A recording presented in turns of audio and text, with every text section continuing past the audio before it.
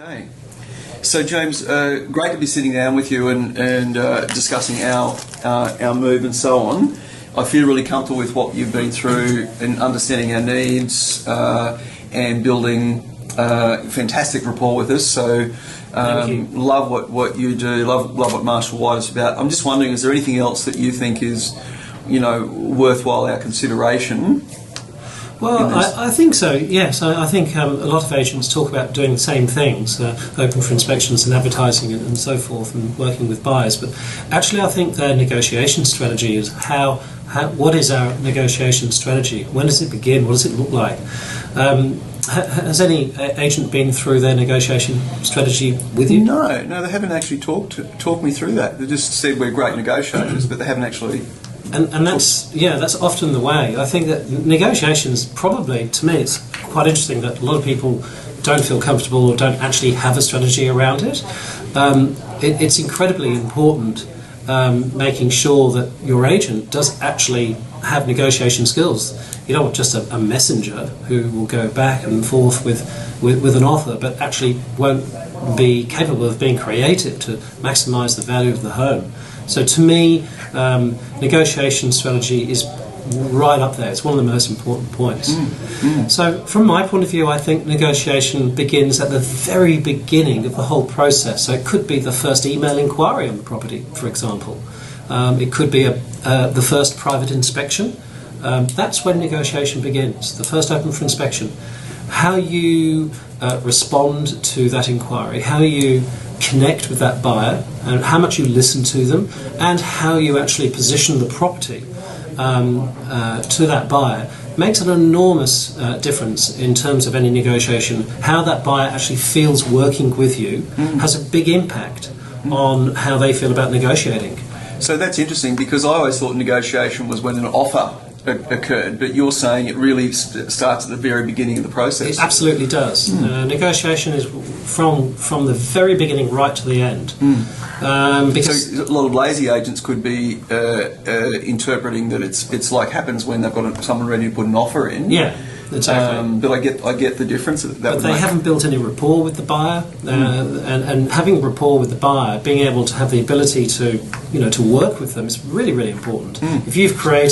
If you've been slow getting back to their inquiry, or you haven't served them well, they're going to be less inclined to work with you. Okay, so yeah, very good. I think the other important point is the buyer's perception of value as well. If you're really good at your job, if you can influence a buyer's perception of what a property is potentially worth by how you sell the home, so how good you are at actually selling the home, how good you are at selling the location, that has an enormous difference on their enthusiasm or their ability to push harder in a competitive auction.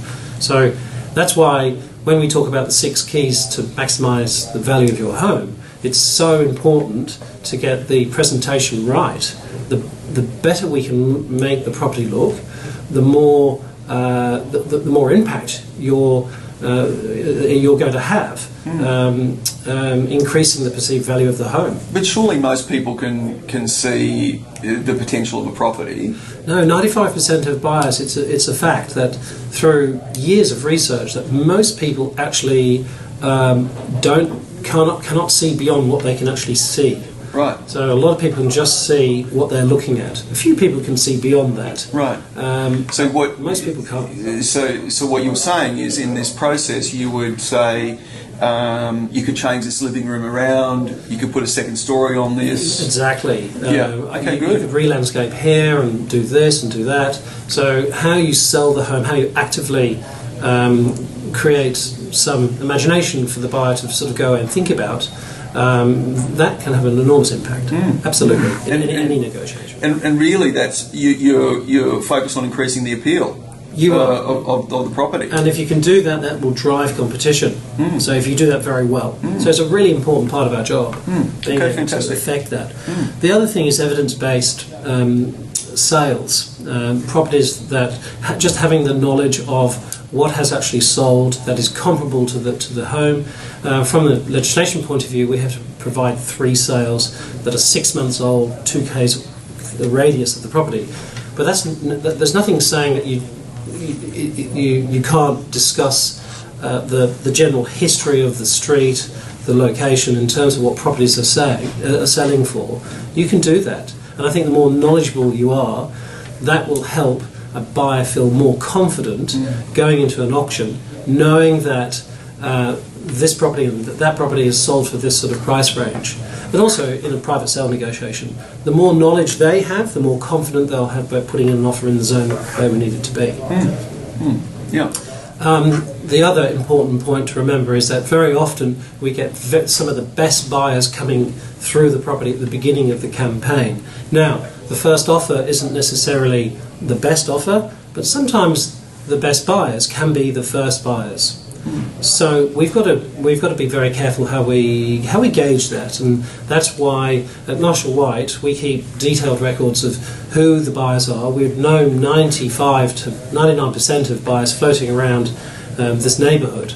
So knowing what else they've been looking at, what they've been bidding on, it's really important information to help us make decisions as to how we're going to sort of roll out the actual auction, whether it's likely to be passed in strategically to negotiate with a buyer who we know is head and shoulders above somebody else. So having that knowledge and being able to work with the buyer will only help for us to increase the ultimate value of the home. Every decision that we make, Michael, is for very much about making sure that we're maximising the result for you, with your requirements in mind. That's the most important thing. So I think in summary, there are probably 4 critical areas in our negotiation strategy. The negotiation begins from the first buyer inquiry and how we work with that buyer. Secondly, how we can affect the perception of the value of the home, so actively increasing the appeal, or how do we drive that appeal? So by selling the home, by selling the area thoroughly, and evidence-based sales, that drives confidence, okay? And building buyer rapport. So being able to work with a buyer, building rapport, knowing who they are, what they've been looking at, leading up to the auction. That's it in summary. Yeah, very good. So in saying that, that first point that you're talking about, the negotiation starts at the beginning of the process, is really increasing the engagement in the marketplace. The second one is selling the property potential. That's actually increasing the appeal of the property. Their perception of value. Yeah, absolutely. The third one, interesting enough, is evidence-based sales, was increasing their confidence. So we've actually increased their engagement, we've increased the appeal, we've increased their confidence. And their knowledge. We're giving knowledge. Yeah, the knowledge that drives that confidence. And then the final one, in terms of the whole understanding the buyers and the rapport that you have with buyers, is actually increasing the value of the property and the willingness to either bid strongly at auction and or put a bold offer in a private treaty situation. And making sure that every decision we make has your interests at heart. That's exactly really what this is all about. Yeah, best interest to maximise the value of your home and gain a fantastic result. Exactly. Yeah, fantastic, James. No problem. Thank you very much. Appreciate it. Well Thank done. you. Yeah. Put me to work. Yeah, absolutely. How do you feel about that? Good. Yeah. I think those. What I noticed. It's a tiny bit clunky in little spots. No, I don't think it is at all. We're in a role play situation, so you'd be flowing more when you're with a client, and you've got rapport with them, and all those sorts of things. Even though we've got rapport, but I really like the point around the negotiation starts at the very first interaction. Absolutely. That's about increasing the engagement. I love it. Yeah. Then improving the property's potential and selling the property's potential. That's improving the appeal, increasing the appeal of the property. So increase engagement. Yep. Increase appeal. Increase evidence-based sales. Appeal. Yep. Increases the confidence. Evidence-based sales is knowledge. Is really giving the buyers greater knowledge so they can make an informed decision, which actually increases their confidence. Yeah, which increases their confidence. And buyer rapport, which actually really increases the ability to work with the buyer to get a better result. Yeah, increases. Well, it actually increases the connected conversations to be able to drive and maximise the value. Increase stroke drive outcome. Yeah, drive the outcome. Yeah, to drive the outcome, maximise the value, and get a fantastic result for you. So, in summary, we're increasing. So, hang on, what do we say? So the process begins with the first buyer inquiry. So this is essentially increasing engagement.